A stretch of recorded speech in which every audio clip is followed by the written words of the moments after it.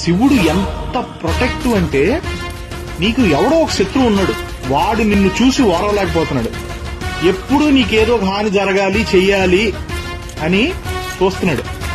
నువ్వేమో రోజు శంకరుని పూజిస్తావు. శివుడు ఏమంటాడు తెలుసా అప్పుడు?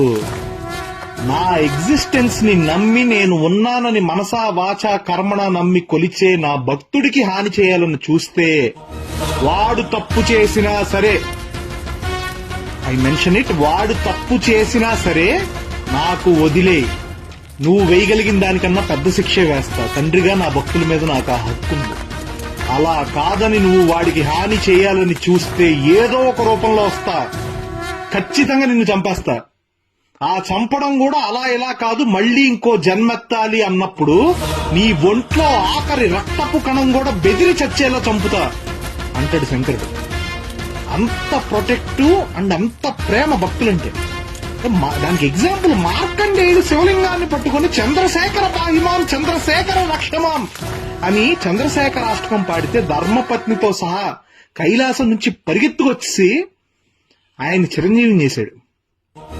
పూర్వం అనేవాళ్ళు అంటారు, ఊరు వెళ్తుంటే అందరూ వచ్చేస్తే అలా ఇంటికి కాపలా ఎవరయ్యా అనేవాళ్ళు. శంకరుణ్ణి త్రికరణ శుద్ధితో పూజిస్తే నీ ఇంటికి నీ 7 తరాలకు ఆయనే